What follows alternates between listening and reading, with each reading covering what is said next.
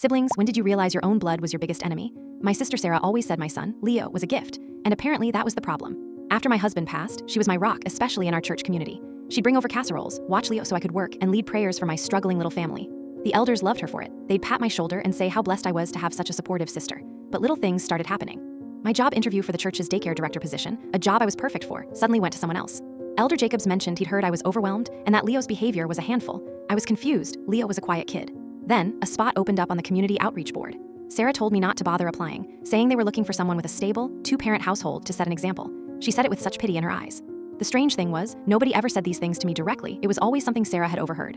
The doubt started as a tiny seed. I loved my sister, but the casseroles started feeling less like support and more like surveillance. The breaking point came when I decided to take Leo to a child therapist, just to help him process his dad's death. It was a private decision. I told only one person, Sarah. 2 days later, I got a call from Pastor Dave. He was concerned. He'd heard I was questioning my faith's ability to heal and was seeking secular counsel for Leo's aggressive tendencies. Leo didn't have aggressive tendencies, and the phrase secular counsel sounded exactly like something Sarah would say. That night, I knew I had to find out for sure. It felt disgusting, like a betrayal, but I couldn't live with the whispers anymore. I knew Sarah's weakness was gossip. She couldn't resist twisting a story to make herself the hero, so I set a trap. I called her, my voice trembling just enough. I told her I was thinking of moving, that the memories here were too much, and that I'd found a new church in another state that was a bit more modern. I mentioned a specific church name I'd found online. I didn't say I was leaving the faith, just that I needed a change. I recorded the entire 30-minute call on my laptop. For the next week, I just watched. On Wednesday, I saw Sarah having a long, tearful coffee with Elder Jacob's wife. On Friday, Pastor Dave's sermon was about straying from the flock and the dangers of modern temptations. By Sunday, people were looking at me differently. A woman who used to hug me every week just gave me a tight little nod. The trap had worked. The community's annual Family Values Outreach event was the next weekend.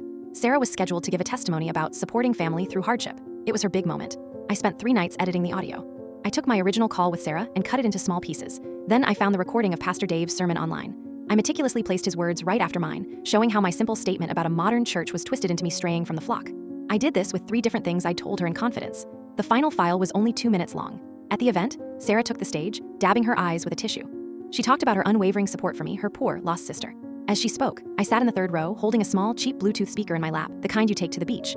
When she paused for dramatic effect after saying, "It is our Christian duty to guide family back to the light," I pressed play. My voice filled the quiet hall, clear as day. I'm just looking at a more modern church, that's all. Then Pastor Dave's voice from his sermon, "A dangerous straying from the flock." Then my voice again, talking about Leo's therapy. Followed by a clip of a community email, forwarded to me by a friend, warning parents about my son's behavioral issues. I didn't look at Sarah, I just looked at the faces of the elders, the confusion turning to shock, then to a dawning, horrified understanding.